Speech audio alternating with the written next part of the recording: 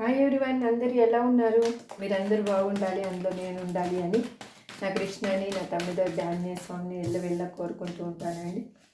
ఈరోజు ఆఫ్టర్నూన్ మీ పర్సన్ యొక్క ఎనర్జీ ఏంటి, వాళ్ళు ఏం ఆలోచిస్తున్నారు మీ గురించి? Please universe give me accurate answer. మా చూసే వ్యూయర్స్ యొక్క పర్సన్ ఆఫ్టర్నూన్ ఏం ఆలోచిస్తున్నారు వీళ్ళ గురించి? Please universe give me accurate answer. Wow, బాప్రే, మీ ఎనర్జీ చాలా కనెక్ట్ అయిపోతుందండి ఎవరితో. Please universe give me accurate answer. Gratitude gratitude gratitude gratitude gratitude gratitude. వాళ్ళు చాలా లోన్లీగా ఫీల్ అవుతున్నారు, అన్ని విధాలుగా వాళ్ళు లాస్ అయి ఉన్నారు.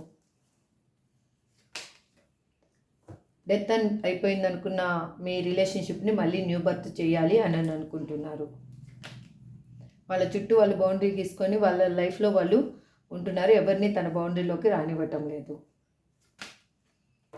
మీకు ఏ విధంగా అయినా జస్టిస్ చేయాలి అని అనుకుంటున్నారు, మీ లైఫ్లోకి తను రావాలి అని అనుకుంటున్నారు, మీకు ఒక హ్యాపీ లైఫ్ని ఇవ్వాలి అని తను ఆలోచిస్తున్నారు. రీయూనియన్ జరగబోతుంది.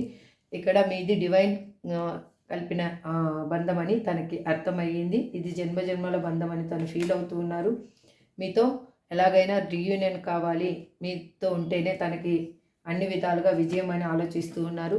తను చేసిన తప్పుకి తను కర్మ అనుభవిస్తున్నాను, యూనివర్స్ తనకి కావాల్సినంత శిక్ష వేసింది అని అనుకుంటూ ఉన్నారు. తన లైఫ్లో తనకి గొడవలు జరుగుతున్నాయి, సడన్గా చేంజ్ అనేది జరిగింది, అందుకే వాళ్ళు మీ వైపుగా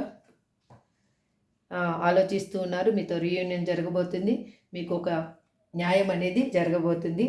మీ పర్సన్ మీకు ఒక కప్ ఆఫర్ తీసుకొని రాబోతున్నారు. This is today for reading అండి.